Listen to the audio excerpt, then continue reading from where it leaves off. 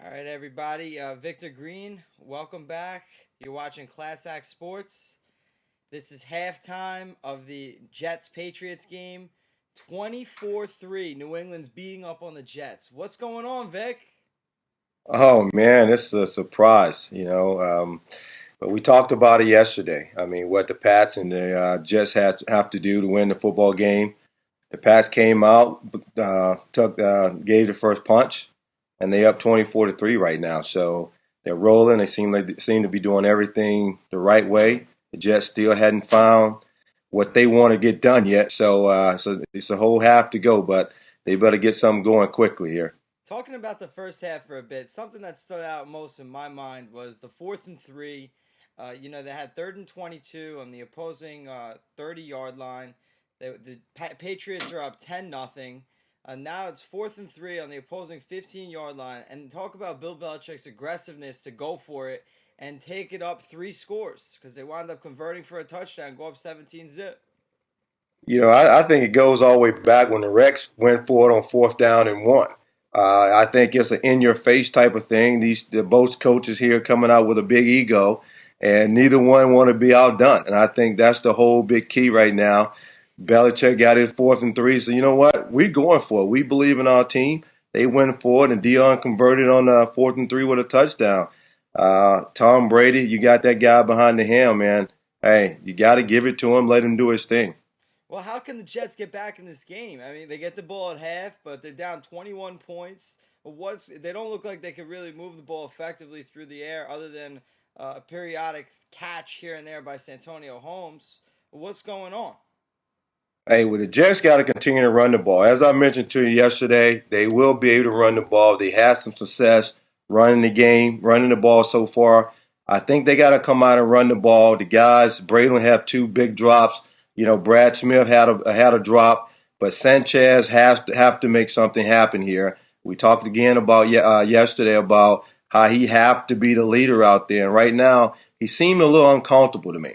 And I think he have to make these throws. He did, in the last few minutes of the game. He showed a little bit of what he can do, but I think he got to come out and got to be sharp. They got to come down and score this first drive to get some momentum going. It can be a long second half for him. Oh, no doubt, no doubt. And Sean Green's got 8 carries, 37 yards. LaDainian Thomas has got 5 carries for 27 yards. So they're both averaging about 4.5 to 5.5 yards per carry. They're definitely moving the ball on the ground. But how are you going to move the ball effectively on the ground without eating up so much clock? Eventually, they're going to have to make some plays in the air. Well, that's what Sanchez come in. I mean, they got to run the ball and they got to keep it balanced. You just can't go out and just run the ball, and not be able to convert those thirds down, in which they're gonna have a lot of them by running. And Sanchez got to be effective. The receiver got to catch the ball. It's cold. It's frigid out there. It's loud. It's hostile, as we talked about. So Sanchez got to take it under his wings, man, and get this team ready to play. Or again, it's going to be a long second half for him. I don't think the Patriots and Bill Belichick is going to let up at all. So I think defensively for the Pats, they got to continue to bring the pressure on Tom Brady. They got to him in the last 5 minutes of the game with two consecutive sacks there. They got to keep that pressure coming if they're going to have a chance.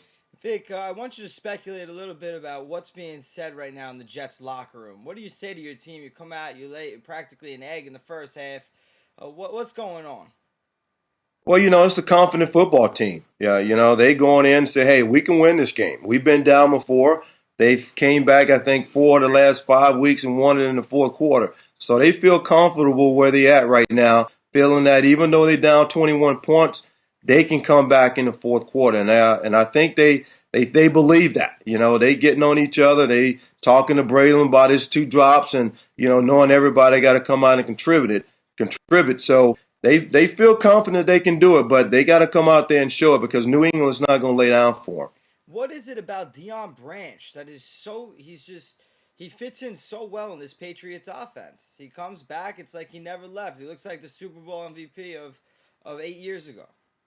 Well, Dion is a very good receiver. I tried to get him in Tampa last year, make a trade for him this year. That didn't happen. He's, kind of when it got lost in the mix down there in Seattle. But he's a very capable receiver. He's very quick. He got some speed to him.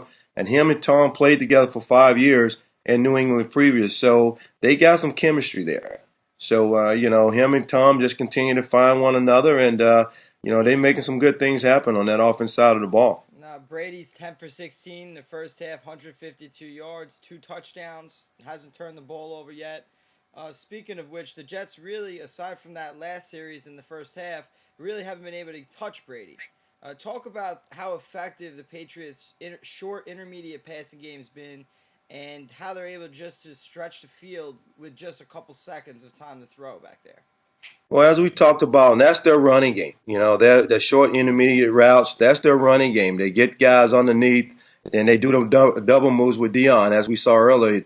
Tom overthrew him a little bit, but they got to continue to, get those underneath routes to open up that long passing game. But they got to protect Tom a little bit better than they did the last 5 minutes of the game, or it can be, they can take him to the sideline. So, but that's the Patriots, and I think they're gonna continue to do what they do, and they're gonna be successful with it. And last thing, Vic, talk about how successful rookie corner on the Patriots, Devin McCourty, has been able to have. What kind of success he's been able to have. It just seems he's in on almost every tackle on special teams. He's almost a shutdown corner on the outside, always making plays. How is a rookie like that, rookie out of Rutgers, come in and just fit right into a system like that?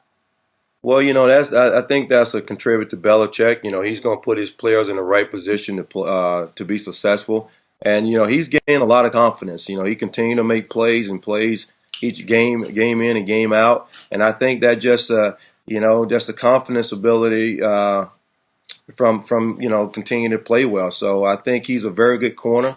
He's going to be a shutdown corner. I think he's not to that Darrell Revis yet, but I think as you can see this guy progress in the NFL, he's going to be a guy you want to talk about going forward.